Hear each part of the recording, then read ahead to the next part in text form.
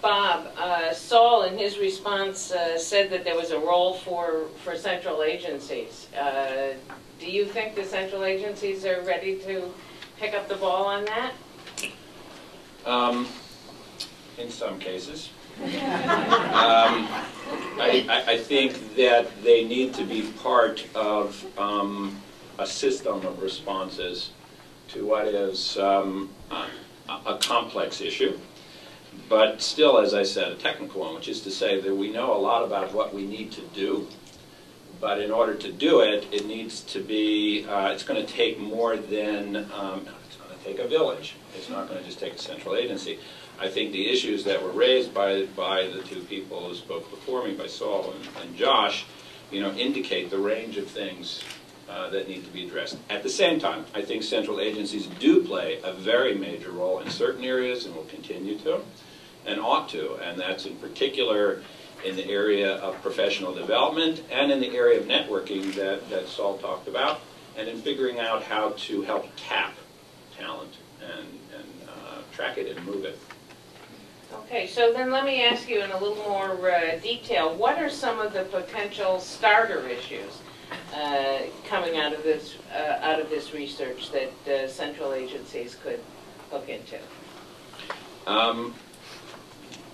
I just at this point, we're kind of responding to the things that Leora set out for us. Let me just take a stab at this, because there's a way in which I had hoped to think about it a little bit. And I just wanted to say up front that as somebody who's been in education for quite some time, my mentors all along have been teachers. So saying that is really critical, because it's taught me the importance of teachers and the importance and the need to focus on teachers. And I noticed the other day in, I don't know, those of you who ride on the subways might have seen there's the New York City Teaching Fellows. And it's an amazing campaign. And this is one of the starter things that I think struck me about this. It's an amazing campaign because in essence it says, I think, teaching is cool. Teaching is something that you might really be interested in. And it says something like, if you want to know what New York's going to look like in 20 years,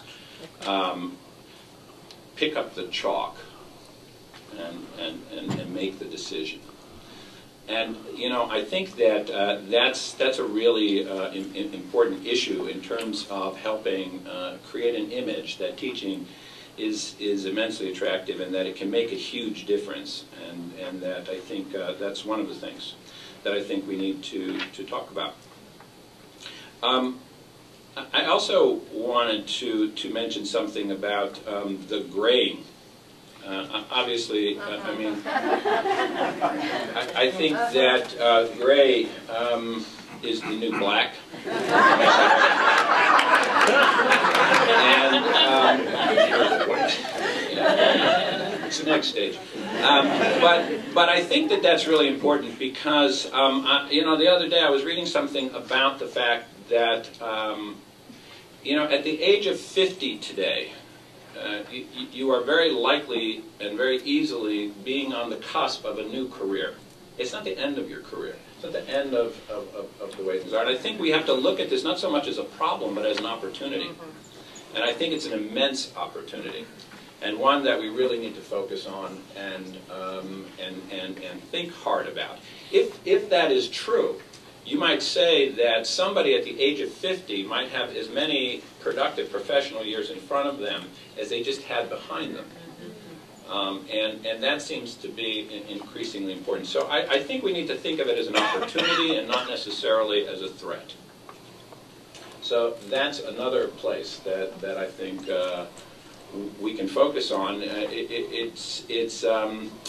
Again, I have an example of somebody in my head who's on my board, a guy who was an immensely successful businessman and retired from his business and became a teacher. And what's fascinating to me is not just that he did that, it's that he puts the same passion and commitment to that teaching that he did in building his business. So again, I think that's a huge opportunity. I think that in order to address a lot of the things we're talking about, we need to put a system of support in place.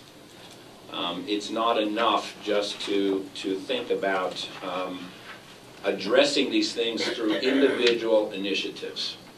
I think one of the problems we face as a Jewish community and the way in which we go about dealing with things is we tend to say, all right, we're going to do something about this by, launching this initiative to deal with this aspect of the issue or problem, as opposed to really thinking about it in a much more systemic way. So what I would say is the issue we really face is one of will, focus, and stick-to-itiveness if we want to deal with the question like this one. It's something in which we are going to have to really put our energies, our efforts, and our money into something that will provide for all the different aspects that we need. The last piece I just want to touch on is the issue of professional development, which Josh mentioned. I think when it comes to professional development, a lot of us come at this with the notion of it being training, that we're training teachers for something, for being able to do something, as opposed to thinking of it as sort of teaching and learning as two sides of the same coin. This is what teaching is. It's as much about learning as it is about the teaching, going into room and teaching. If that is so, then the way we approach the whole question of professional development is, I think, very, very different.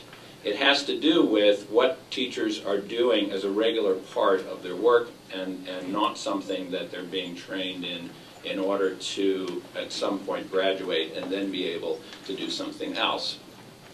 So I think that's a really important part.